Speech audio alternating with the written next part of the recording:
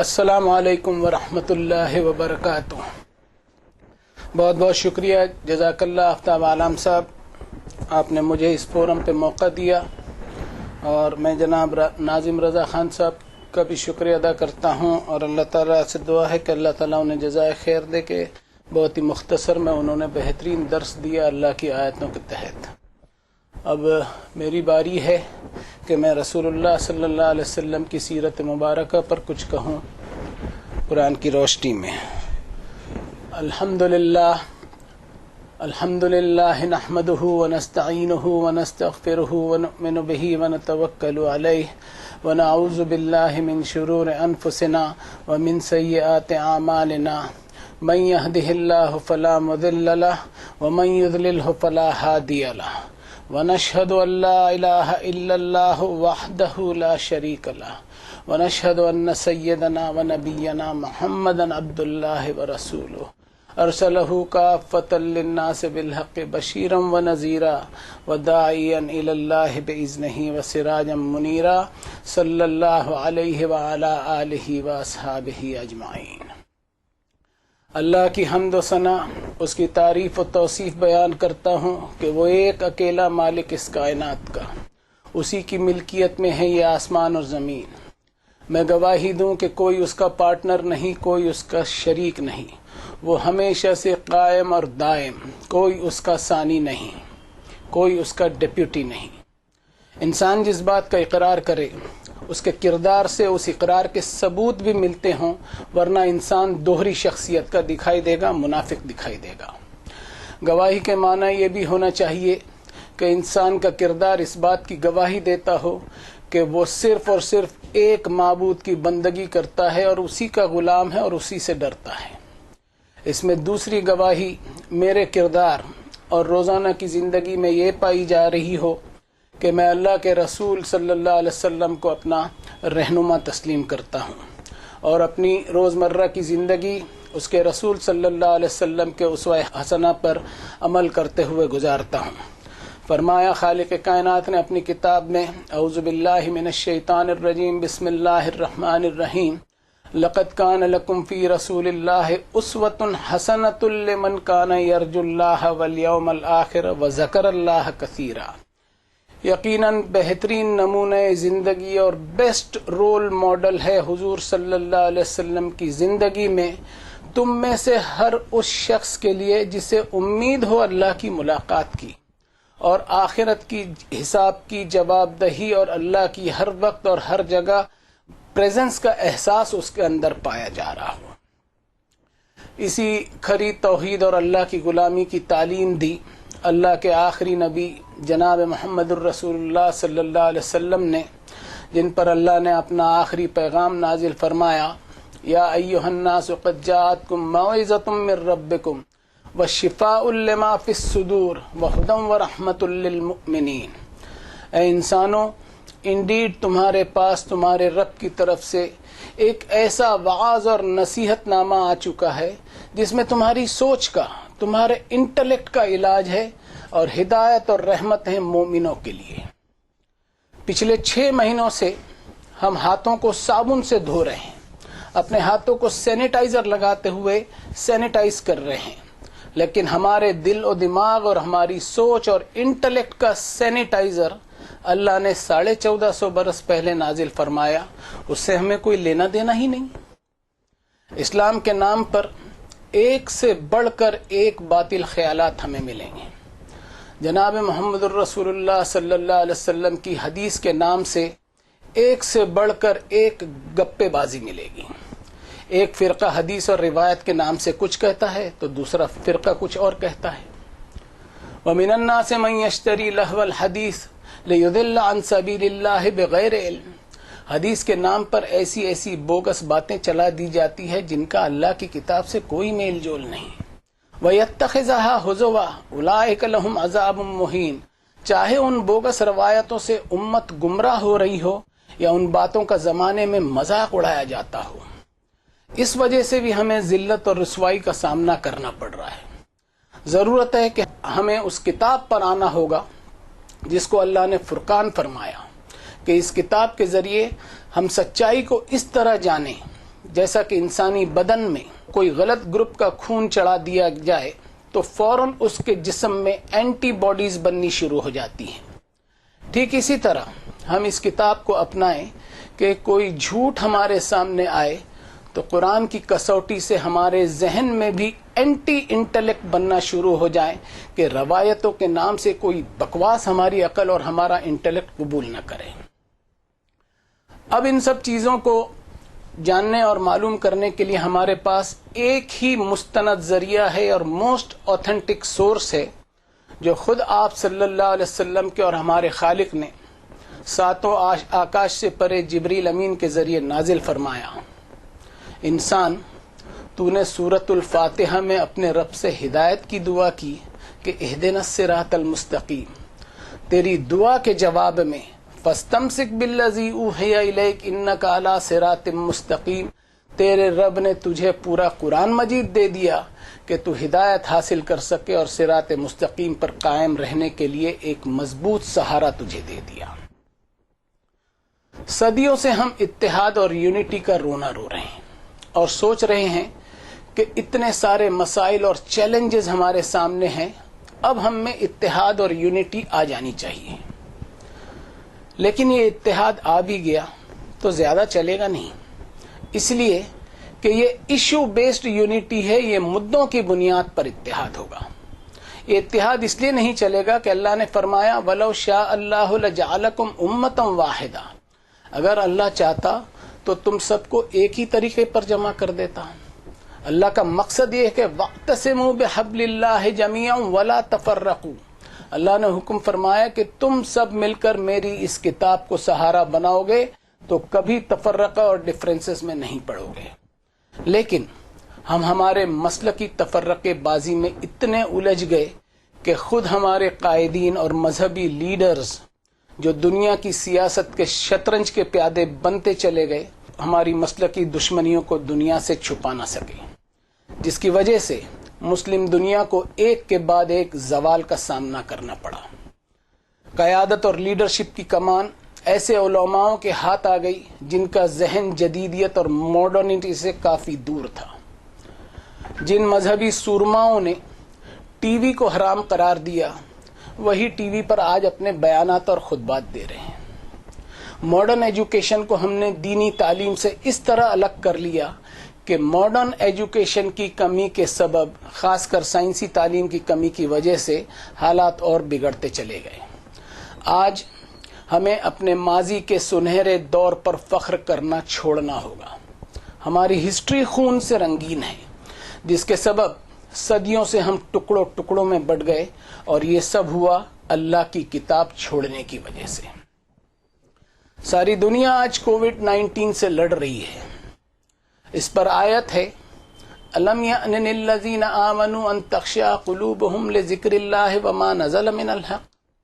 کیا ایمان والوں پر اب بھی وہ وقت نہیں آیا کہ ان کے دل لرز جاتے، ان کے دل پگھل جاتے اللہ کی یاد میں اور اس کتاب کے پیغام سے جو اللہ نے نازل کیا؟ کیا ہمارا ایمان اس خوف سے خالی نہیں ہے؟ کیا ہمارا ایمان اس سے خالی نہیں ہے کہ اللہ کی کتاب کے احکامات کے آگے ہم جھک جائیں؟ کیا ہم اس بات پر سوچنے کے لیے تیار ہیں کہ ساری مسجدیں اللہ نے ہم سے خالی کیوں کروا دی؟ اور اتنا ہی نہیں، حرمین شریفین کو بھی خالی کروا دیا، اس لیے کہ ہماری نمازیں، ہماری عبادتیں، ہمارے حج اور عمرے اللہ کی یاد سے غافل ہیں. ان میں کوئی ایمانی روح باقی نہیں ہے، صرف رسمی عبادتیں ہیں اور انجوائمنٹ اینڈ ہالیڈیز کی خاطر عمرے اور حج ہو رہے ہیں. فرمایا وَمَنْ أَظْلَمُ مِمَّنْ مَنَعَ مَسَاجِدَ اللَّهِ أَنْ يُذْكَرَ فِيهَا اسْمُهُ وَسَعَىٰ فِي خَرَابِهَا. مسجدیں اللہ کی یاد کے لیے ہیں کہ اللہ کا نام ان میں لیا جائے. اس شخص سے بڑھ کر ظالم اور گنہگار کون ہو سکتا ہے جو اللہ کی مسجدوں میں لوگوں کو آنے سے روکے، اللہ کی مسجدوں میں ویرانی پیدا کرے. اولئک ما کان لہم ان یدخلوها الا خائفین. ہونا تو یہ چاہیے تھا کہ مسجدوں میں اللہ کے خوف اور تقوی کے ساتھ داخل ہوتے، لیکن اللہ کے خوف سے داخل نہیں ہوا جاتا، بلکہ مسجدوں میں جن مسلک والوں کا قبضہ ہوتا ہے ان کے خوف سے داخل ہونا پڑتا ہے. اور اس طرح اللہ کی مسجدیں مسلکی مسجدیں بن گئیں. لہم فی الدنیا خزی ولہم فی الآخرۃ عذاب عظیم. تو اللہ نے ایسی سزا دی کہ مسجدوں تو خالی کروا دی اور ساتھ ساتھ دنیا کی ذلت بھی ہمارے اوپر لاد دی. اس لیے کہ ہماری مسجدیں ہماری تعداد سے تو بھری پڑی ہیں، عبادت کے شور شرابے سے تو بھری پڑی ہیں، لیکن تقوی سے خالی ہیں، اللہ کے خوف سے خالی ہے، عبادتوں کی روح اور اسپرٹ سے خالی ہیں. ان الذین آمنوا وعملوا الصالحات واقاموا الصلاۃ وآتوا الزکاۃ لهم اجرهم عند ربهم ولا خوف علیہم ولا هم يحزنون. پورے قرآن مجید میں آپ دیکھ لیجئے کہ اقیم الصلاۃ کے ساتھ آتوا الزکاۃ کا کمبینیشن ملے گا کہ بس ایمان اور عبادتوں سے جنت میں داخلے کا ٹکٹ ہم لیے گھوم رہے ہیں. صرف مسجدوں میں نمازیں پڑھنے سے کام نہیں چلے گا، بلکہ ساتھ ساتھ زکوٰۃ، خیر خیرات اور چیریٹیز والے کام بھی ہوتے رہیں. کئی مسجدیں ہماری ایسی تعمیر کی ہوئی ہیں جو انکروچمنٹ پر بنی ہوئی ہیں. عالی شان مسجدیں ہماری بنی ہوئی ہیں، لیکن ان کے پڑوس میں ایسی جھوپڑیاں بھی ہیں جن میں رہنے والوں کو 2 وقت کی روٹی نصیب نہیں، ان کو تعلیم میسر نہیں، ان کے جیون کے سادھن اور بیسک ضرورتیں ان کو میسر نہیں. اور اسی طرح ایمان کے ساتھ عمل الصالحات کا کمبینیشن ملے گا کہ صرف ایمان ہی نہیں بلکہ عمل صالحات بھی اللہ کو مطلوب ہیں کہ انسانی سوسائٹی میں سماجی نظام اس طرح قائم ہو جس میں معاشی برابری اور اکنامک ایکویٹیبلٹی ہو. لاکھوں نہیں بلکہ کروڑوں روپیہ زکوٰۃ ہم ادا کرتے ہیں، پھر بھی قوم میں غریبی ختم نہیں ہو رہی ہے. وہ سماج جس کی بنیاد نیکیوں پر نہ ہو اور انفاق فی سبیل اللہ پر نہ ہو، اس سماج سے فتنہ فساد ہی برپا ہوگا. انسان کی پرسنالٹی کے ساتھ ساتھ سماج کی پرسنالٹی کی بھی بنیاد نیکیوں پر ہونی چاہیے.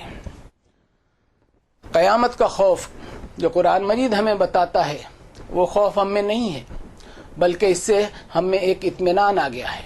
لیکن دنیاوی خوف ہم پر برابر طاری ہے اور آج چاروں طرف ایک ڈر اور خوف کا سایہ بنا ہوا ہے. اس کی وجہ کیا ہے؟ امت پر جو خوف کے بادل منڈلاتے ہیں، اس کی وجہ میں نے قرآن مجید میں پائی کہ الذین یبلغون رسالات اللہ ویخشونہ، جو لوگ اللہ کے پیغامات لوگوں تک پہنچاتے ہیں اور اسی سے ڈرتے اور لرزتے ہیں. ولا یخشون احدا الا اللہ وکفی باللہ حسیبا، انہیں اللہ کے سوا کسی سے ڈرنے کی کوئی ضرورت نہیں، اللہ حساب لینے کے لیے کافی ہے، اللہ ہر خوف اور خطرے کے مقابلے میں کافی ہے. یعنی امت میں اللہ کی رسالت کی جب جب کمی آئے گی، امت کو اپنے سر پر لوگوں کے ڈر کے بادل دکھائی دیں گے. قیامت کا زلزلے کا کوئی خوف نہیں ہے، لیکن لوگوں سے ڈر کا سایہ برابر بنا ہوا ہے. اللہ کا پیغام الگ کر کے اپنے اپنے ڈھکوسلے چل نکلنے پر امت کا یہی انجام ہوگا، اور یہ انجام ہم دیکھ رہے ہیں. اور اس ملک میں ایسے ایسے واقعات بنے کہ امت اپنے آپ کو مظلوم اور بیچارگی میں محسوس کرنے لگی، جبکہ یہ بیچارگی نہیں ہے بلکہ اللہ کی طرف سے وہ وعدہ ہے جو اس نے اپنی آیتوں کو جھٹلانے والوں سے کیا ہے کہ والذین کذبوا بآیاتنا سنستدرجهم من حیث لا یعلمون، جو لوگ ہماری آیتوں کو جھٹلائیں گے تو ہم انہیں آہستہ آہستہ ایسی تباہی کی طرف لے جائیں گے کہ انہیں بھنک بھی نہیں لگے گی. اب آتا ہوں میں فرانس کے کارٹون پر. فرانس کا کارٹون کس نے بنایا؟ کسی سے بھی پوچھیں تو کہیں گے چارلی ہیبڈو نے. نہیں، چارلی ہیبڈو نے نہیں بنایا. میں ماجد پاریک ہوں یہاں بیٹھا ہوا، میں نے بنایا. میرا کردار ایسا میں نے بنا لیا کہ لوگوں کو کبھی اپیل ہی نہیں ہوا. کسی قسم کی ٹوپی پہن لی، کسی قسم کے کپڑے چڑھا لیے اور کسی قسم کا حلیہ بنا لیا کہ میرا ظاہری تشخص اور میری آؤٹر پرسنالٹی سے میں مسلمان پہچانا جاؤں، نہ کہ میں میرے اخلاق اور مورالٹی سے مسلمان پہچانا جاؤں. توہین رسول صلی اللہ علیہ وسلم پر قرآن مجید میں کیا ملتا ہے، ہم اس پر غور کریں. قرآن مجید کی تعلیم میں ملتا ہے کہ ہر ناموافق حالات پر صبر کریں، to maintain patience in adversity.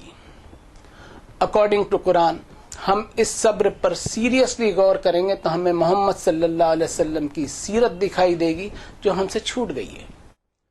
کمزوری کے احساس کو دل میں اگر لیتے ہوئے صبر کیا جائے تو ریونج ریٹریبیوشن پرتیشود کی بھاونا جنم لیتی ہے اور انسان انتقام لینے کے موڈ میں داخل ہو جاتا ہے، جو اس کی عقل اور لاجک کو جذباتیت کا روپ دے دیتی ہے، اور جذبات جب عقل پر حاوی ہو جائیں تو انسان حقیقت پسندی سے دور ہو جاتا ہے، اور اس صورت میں انسان انتظار میں ہی ہوتا ہے کہ کب اس کا بس چلے، کب اس کو پاور ملے تو وہ بدلہ لے کر اپنا حساب کتاب چکتا کر لے، چاہے کتنی ہی اسے بے انصافیاں کرنی پڑے، کتنا ہی خون خرابہ ہو، کتنا ہی فساد فی الارض ہو۔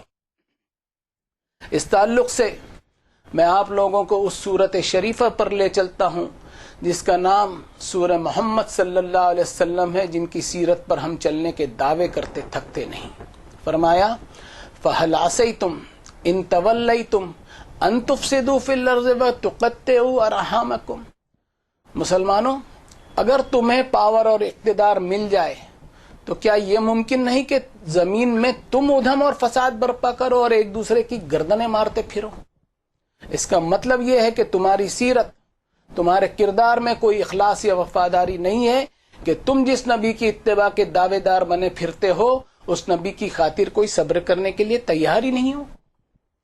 آج جس بد اخلاقی کی حالت میں اگر تمہیں اقتدار دے دیا جائے اور دنیا کے معاملات کی باغ ڈور تمہارے ہاتھ دے دی جائے تو تم سے کیا امید کی جا سکتی ہے سوائے اس کے کہ تم بھی زمین میں فساد برپا کرو اور انسانی رشتوں کی پامالی کرو، ہیومن ریلیشن شپ کو کاٹتے پھرو۔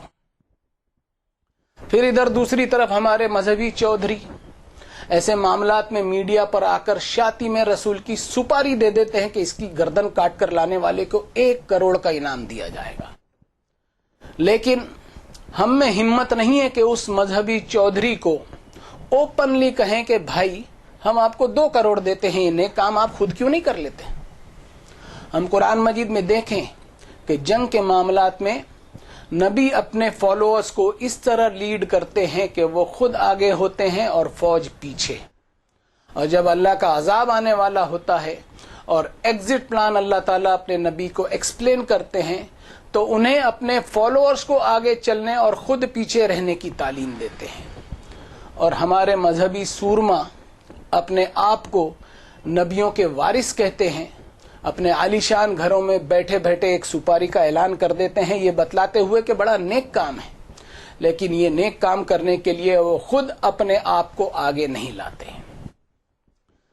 سو ٹو مائی انڈرسٹینڈنگ، صبر اگر ون سائیڈڈلی کیا جائے تو انسان کو محاسبہ اور سیلف انٹروسپیکشن کی تعلیم دے گا، اس کے شعور کو، اس کے سینسز کو کھونے نہیں دے گا۔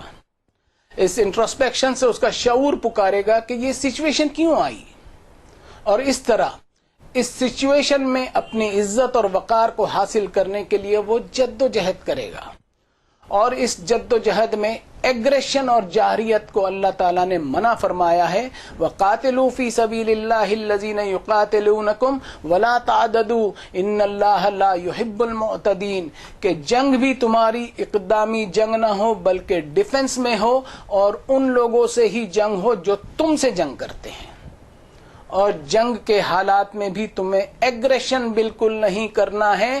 اللہ ایگریسرز کو بالکل پسند نہیں کرتا۔ نبی صلی اللہ علیہ وسلم کی زندگی جو قرآن مجید میں پائی گئی ہے کہ بالکل تنہا اور بے بس تھے، جو انسلٹنگ اور توہین آمیز باتیں انہیں فیس کرنی پڑی اس کو انہوں نے صبر، عفو و درگزر، پرسیویرنس اینڈ فورٹیٹیوڈ کو اپناتے ہوئے برداشت کی، جو انسان کی زندگی کے سفر کے ہر حالات میں رہنمائی کرتا ہے۔ کچھ آیتیں میں یہاں پیش کرتا ہوں جن سے ہمیں ہدایت ملے گی کہ بلاسفیمی اور توہین رسالت کا جواب کس طرح دیا جائے۔ وَلَا تَسْتَوِي الْحَسَنَةُ وَلَا السَّيِّئَةُ، اچھائی اور برائی، نیگیٹو اینڈ پازیٹیو کبھی برابر نہیں ہو سکتے۔ ادفع باللتی ہی احسن، لہذا برائی کو اچھائی سے ہی ٹالا جا سکتا ہے۔ فَإِذَا الَّذِي بَيْنَكَ وَبَيْنَهُ عَدَاوَةٌ كَأَنَّهُ وَلِيٌّ حَمِيمٌ، اور یہ راستہ اگر اپنایا جائے تو بڑی سے بڑی دشمنی بھی دوستی میں تبدیل ہوگی۔ اور اس کے لیے وَمَا يُلَقَّاهَا إِلَّا الَّذِينَ صَبَرُوا وَمَا يُلَقَّاهَا إِلَّا ذُو حَظٍّ عَظِيمٍ، ایسے بلند اخلاق ہونے چاہیے جس میں حوصلہ ہو، صبر ہو، پیشنس اور فوربیئرنس ہو۔ پھر ایک آیت اور آپ کو پیش کروں گا کہ یا ایھا الذین آمنوا لا تقولوا راعنا وقولوا انظرنا واسمعوا وللکافرین عذاب علیم۔ اس آیت میں مومنوں کو ہدایت دی گئی کہ محمد صلی اللہ علیہ وسلم کی محفل میں کچھ لوگ ایسے بھی ہیں جو اپنی زبانوں کو گھماتے ہوئے، ٹنگ ٹوسٹنگ کرتے ہوئے ڈبل میننگ والے الفاظ کہیں گے کہ ان کی شان میں گستاخی ہو۔ ایمان والو، تمہیں اس کو بھی اگنور کرتے ہوئے اپنا راستہ اس طرح بدلنا ہے کہ وہ لفظ جس کو ٹوسٹ کرتے ہوئے وہ محفل کا ڈیکورم بگاڑتے ہیں، اس لفظ کی جگہ کوئی آلٹرنیٹ ورڈ یا کوئی متبادل لفظ استعمال کرو جس کا دوسرا معنی نہ نکالا جا سکے، یعنی کہ اپنی راہ کو بدلو۔ کیا آج ہم اپنا راستہ بدلنے کو تیار ہیں؟ اس پر ہم نے کبھی سوچا ہے؟ رسول اللہ صلی اللہ علیہ وسلم کی سیرت کو ہم بغیر قرآن کے پہچان ہی نہیں سکتے۔ خود ہمارے اسلامک لٹریچرز میں آپ تلاش کر لیں کہ رسول اللہ صلی اللہ علیہ وسلم کے تعلق سے کتنی توہین آمیز باتیں لکھی ہوئی ہیں۔ اس پر ایک لکھنے والے نے یہاں تک کہ لکھ دیا کہ جب جب اسلام کو بدنام کرنے کے لیے قلم اٹھائی گئی، اس کی سیاہی خود ہماری ہی کتابوں سے لی گئی ہے۔ آئی ریپیٹ، جب جب اسلام کو بدنام کرنے کے لیے قلم اٹھائی گئی، اس کی سیاہی خود ہماری ہی کتابوں سے لی گئی ہے۔ میں نے بھی ایک کتاب دیکھی، میں خدا کی قسم کھا کر کہتا ہوں کہ اس کے 8-10 پیجز ہی پڑھ پایا۔ میری ہمت نہیں ہوئی کہ میں آگے پڑھوں، اور میرے دل نے کہا، میرے ضمیر نے کہا کہ غیر مسلم تو بعد میں، سب سے پہلے بلاسفیمر اور توہین رسول کرنے والے خود مسلمان ہیں۔ Muslims are a peace loving community, مسلم بڑی امن پسند قوم ہے۔ مسلمانوں کی اکثریت کسی بھی پروٹیسٹ میں وائلنس اور تشدد کی کبھی حمایت نہیں کرتی۔ قرآن مجید بے گناہ لوگوں کے قتل کو سختی سے کنڈم کرتا ہے، مذمت کرتا ہے۔ اس طرح کے بیانات بار بار تقریروں میں اشتہاری طور پر کہے جاتے ہیں۔ میرے بھائیوں، موجودہ حالات میں اس طرح کے سٹیٹمنٹس صرف بھولے بھالے لوگوں کو ہی اپیل کریں گے، کسی ذی ہوش اور عقل مند آدمی کو نہیں۔ حق پرستی کی نمائش ہم بہت کرتے ہیں، جبکہ قرآن مجید جو حق ہے، ہمارے رب کی جانب سے حق ہے، اس سے ہی ہم کوسوں دور ہیں، تو حق پرستی کس چیز کی؟ ظاہری طور پر ہم بڑے شاداب اور شائستگی والے نظر آتے ہیں، شرافت اور معقولیت کی تصویر بنے بیٹھے ہیں، لوگوں کو اعلیٰ ظرفی کی نصیحتیں کرتے تھکتے نہیں، لیکن جب عمل کا موقع آتا ہے تو ہماری نامعقولیت اور کم ظرفی کی تصویر پوری دنیا میں ایسی بنتی ہے کہ سارے لوگ نہ صرف مسلمانوں سے بلکہ اسلام سے ہی نفرت کرنے لگتے ہیں۔ اب اپنی بات کو میں ان آیتوں پر کنکلوڈ کرتا ہوں جو اس بلاسفیمی کے ریسپانس پر فائنل نیل ان دا کافن لگاتی ہے۔ فرمایا انا کفیناک المستہزئین، اے نبی صلی اللہ علیہ وسلم، آپ کا مذاق اڑانے والوں کے لیے ہم کافی ہیں۔ الذین یجعلون مع اللہ الہا آخر فسوف یعلمون، یہ لوگ اللہ کے ساتھ ساتھ پیرلل گاڈز کا تصور کیے بیٹھے ہیں، ضرور وہ اپنا انجام جان جائیں گے۔ وَلَقَدْ نَعْلَمُ أَنَّكَ يَضِيقُ صَدْرُكَ بِمَا يَقُولُونَ، اور انڈیڈ ہم خوب جانتے ہیں کہ آپ کو کس قدر برداشت کرنا پڑتا ہے۔ ان کی طرف سے انڈگنیٹی اور ال ٹریٹمنٹ سے آپ اپنے دل میں جو تنگی محسوس کرتے ہیں، آپ اپسیٹ ہوتے ہیں، آفینڈڈ فیل کرتے ہیں، ہمیں خوب پتہ ہے کہ یہ لوگ آپ کی عزت نفس اور آپ کی سیلف رسپیکٹ کو مجروح کرتے ہیں۔ تو اے نبی صلی اللہ علیہ وسلم، فسبح بحمد ربک وکن من الساجدین وعبد ربک حتی یأتیک الیقین، آپ اپنے رب کی حمد و ثنا بیان کیجئے اور اللہ کے سامنے سجدہ ریز ہو جائیں اور اللہ کا تقرب اور اس کی نیئرنس کو حاصل کرتے رہیے اور اپنے آپ کو اللہ کی غلامی میں سپرد کر دیجئے یہاں تک کہ قیامت کا وہ یقینی دن آ جائے۔ اب ان آیتوں کے آئینے میں ہم جتنے آج اسکائپ پر بیٹھے ہیں اپنے آپ سے پوچھیں کہ جب ڈنمارک میں محمد صلی اللہ علیہ وسلم کا کارٹون چھپا تو ہم میں سے کتنے لوگ اللہ کی حمد و ثنا بیان کرتے ہوئے اس کے سامنے سجدہ ریز ہوئے. اللہ سے معافی مانگتا ہوں میں کہ میرے کردار کی وجہ سے دنیا آج محمد صلی اللہ علیہ وسلم کی توہین کر رہی ہے.